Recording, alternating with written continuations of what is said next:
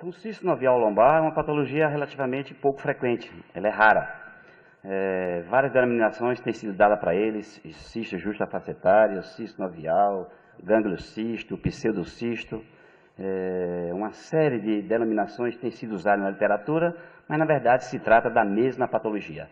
Então a diferença do cisto sinovial e um gangliocisto basicamente é puramente anatomopatológica. Um tem membrana, que é o cisto sinovial, e o gangliocisto não tem membrana, mas se trata da mesma patologia. De vez em quando ele trava. É você? Isso. Então a patogênese também na literatura não se chega a um acordo. Então, tem várias etiologias a respeito da patogênese. Ruptura da membrana sinovial, com saída de fluides, proliferação específica de células mesenquimais, a própria degeneração mixoide do tecido colágeno conectivo, o aumento da produção do ácido hialurônico, microtrauma, que eles perceberam em paciente jovem, que é muito raro o cisto sinovial, a presença de microtrauma como um fator etiológico, e até o bloqueio do canal buçal interligamentar. Então, a patogênese propriamente dita ainda não é totalmente desconhecida, tem várias denominações.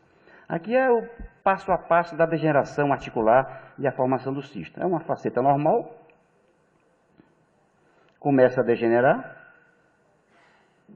degenera, começa a formar o cisto, e finalmente o cisto é formado, comprime e, às vezes, associado a uma listese que eu vou mostrar a vocês. Aqui é um caso interessante, a paciente de 2016, tinha esse cisto bilateral.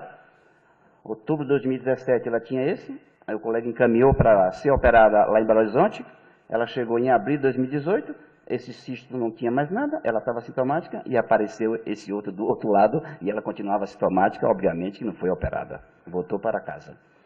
Então, a epidemiologia, mais uma vez, as mulheres ganham da gente, né? Vocês estão ganhando para a gente em tudo, é mais comum em mulher. É uma patologia da sexta década de vida, é um nível mais comum esse, é uma baixa incidência e associada com espondilistese na literatura é variável nesse índice que vocês estão vendo aqui.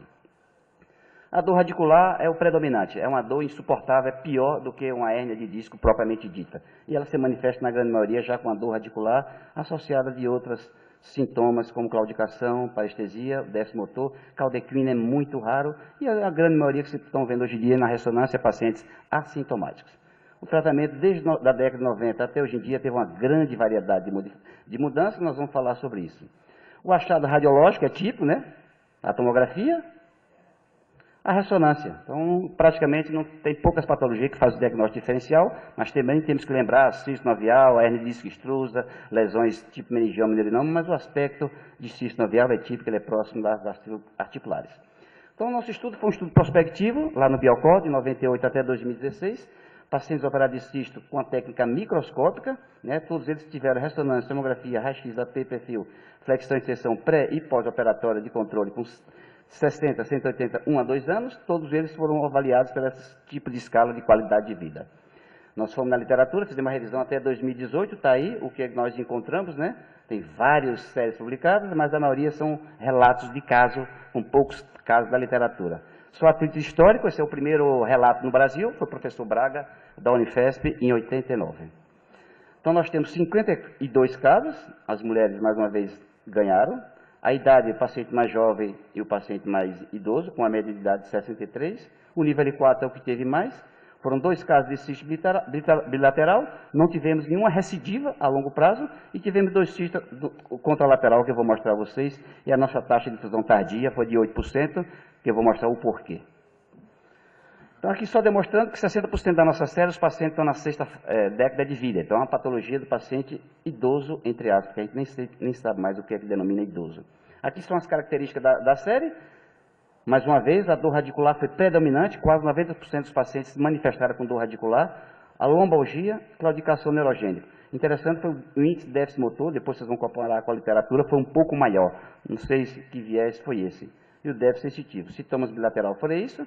A duração dos sintomas da nossa série foi de apenas 5 meses. O lado direito ganhou e nós tivemos 42% de espondilistese na série. Os resultados funcionais pelo SF36 são esses que vocês estão vendo aí. Odom e McNabb, mais de 90% entre excelente e bom. Ruim, menos de 3% e um pouco mais de 8%. O Oswestry. Então, só alguns casos, rapidamente. Né? Aí, a clínica, uma lomicialgia esquerda, sem nenhuma complicação a mais, um cisto no avial, né, que todo mundo está vendo aqui, esse branquinho. Raio-X pré, demonstrando um pouco de espondilistese no nível. 2 anos pós-operatório, a listese se mantém inalterada. Os casos se repetem, L4, L5, um pequena listese, o cisto no avial, raio-X pré, raio-X flexão e extensão 2 anos depois, a listese mantém inalterada. Outro caso, mais uma vez, é um cisto L4, L5, foraminal, uma dor insuportável, foi operada, raio-X de controle, a listese mantém inalterada. Aqui só dados fotos cirúrgicas, é uma lesão difícil de ser feita, ele totalmente aderido à raiz e o saco dural. Daí a complicação mais comum é a lesão da dura mata, então tem que ter muito cuidado na sua dissecção progressiva e às vezes você consegue a retirada completa da lesão. Mais uma vez, mostrando os casos que se repetem, o cisto no avial, achado radiológico típico, raio-X pré e pós-operatório, demonstrando que a listese mantém inalterada no pré e no pós-operatório. Uma ressonância, um colega nosso, 2012, com cisto e a listese, 2014 com a ressonância de controle, persistia a listese, sem a presença do cisto, a listese manteve inalterada. Nós tivemos complicações, obviamente, um caso de lesão da dura mater, 4 casos de difusão tardia. Por quê? O paciente apresentou cisto lateral, foi operado e teve que ser artrodesado, e 2 casos com piora da listese com sintomas, uma paciente com artrite reumatoide e outra que talvez a gente tirou um pouquinho mais de osso e foi necessário uma artrodese a longo prazo. Mas não tivemos nenhuma recorrência do cisto no nível e no local operado. É praticamente o que a literatura mostra, né? A listese pós-operatória a longo prazo, fístula, fusão tardia, você vê menos de 3% da literatura, 2% a recorrência de cisto, cisto com lateral 1%, e infecção é pouco. Lembrando que essa série nossa tem uma follow-up média de 7,3 anos, quando a gente compara com séries semelhantes da literatura, você vê que a índice de fusão tardia é um pouco maior com relação ao que a literatura demonstra, com follow-up um pouco menor. Esse é um caso que um cisto no avial grande, L4, L5, L4, L5, uma ciática clássica, o raio-X pré-operatório mostrando um pouco de listese, né? 3 anos depois, ele fez um cisto contralateral. Então, nesses casos, o cisto lateral já tinha sido abordado de um lado, a gente propôs uma artrodese que foi feita. Outro caso, tinha sido operado há 10 anos, um cisto novial L4, L5 à esquerda, e agora apresentou um do lado direito, teve que ser operada com artrodese a longo prazo. Mais uma vez, operado em 2004, L5, S1. Em controle radiológico, pediu a ressonância, ela tinha um L4, L5, acima, assintomática, não fez nada. 10 anos de pós-operatório. Se a gente for comparar em relação à literatura, o que chama atenção, a lombalgia, né, tivemos 46, a literatura é um pouco maior. O nosso déficit motor foi mais frequente, 56%, a literatura fala um pouco menos, né? E duração de sintomas, talvez pelo tipo de hospital que a gente trabalha, um hospital privado, o paciente deve ter mais acesso fácil ao médico e exame de controle, foi 5 meses apenas de duração de sintomas para levar à cirurgia, enquanto que a literatura foi média de 10 meses. O lado direito não teve diferença, a listese nós tivemos um pouco mais em relação à literatura, que é em média de 30%. Aqui só para demonstrar, nós não tivemos tanta diferença em relação ao nível, né? Mostrando o nível L4, L5 na nossa série e na literatura, praticamente a literatura, a nossa série e a literatura, não teve tanta diferença. Mostrando o que é que a literatura propõe. Então, tem tratamentos percutâneos, né? Aqui só para demonstrar só uma série que foi feita, com 100 casos. Você vê que mais da metade dos pacientes, quando faz percutâneo, ele precisa de refazer o procedimento e, às vezes, precisa de uma nova cirurgia aberta. Pode ser feita também minimamente invasiva, como esse artigo aqui com os bons resultados. Ele deu uma travadinha aqui, se você puder destravar. Deu. Esse artigo, ele compara que fazendo artrodese ou sem artrodese, os resultados são os mesmos, mas ele teve um alto índice de complicações dos pacientes que foram operados com artrodese, mais de 17% dos pacientes precisaram fazer uma nova cirurgia. Como é uma patologia rara, lá no nosso serviço mesmo, nesse meio período, nós fizemos 2.780 cirurgias, tivemos 50 cistos, o que equivale mais ou menos a 1,9 de toda a cirurgia de coluna.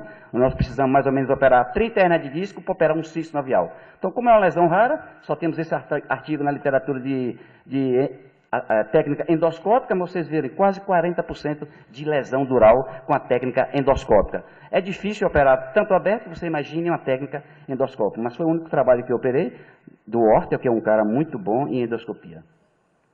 Só comparando, então fica a critério de vocês, escolher qual técnica que você quer, sabendo que cada uma tem o seu pró e cada uma tem o seu contra. Se você faz uma percutânea, pode ser feita naqueles pacientes que contraindica a cirurgia, idoso, contraindicação absoluta de qualquer procedimento cirúrgico aberto, vamos dizer assim. Então tem as suas complicações pré e as vantagens e as desvantagens. Lembrando que só na endoscopia teve essa presença de alta taxa de lesão dural, né? A descompressão tem lombalgia residual. Quem propõe a fusão, ele propõe porque ele evita realmente os casos que foram fundidos de imediato tiveram 0 de recidiva. Mas você vai propor uma artrodese de cara, sabendo que o paciente tem 3% de chance a longo prazo de precisar desse procedimento? Eu particularmente não indico nessa circunstância. Então, para concluir e ficar no tempo, é uma patologia pouco comum, né? Em etiologia ainda é controversa. Lembrar nos diagnósticos diferenciais da ciática. Após esses nossos achados, após esses nossos resultados, nos encorajam a falar para vocês que o tratamento de escolha é exéresis microcirúrgica, a instabilidade pós-operatória é infrequente e a fusão não está indicada no tratamento inicial, é o que nos mostra a literatura. De todo esse trabalho que a gente olhou, 15% fala de fusão, o restante é só exérese simples da lesão. Era isso que eu tinha que falar para vocês. Obrigado.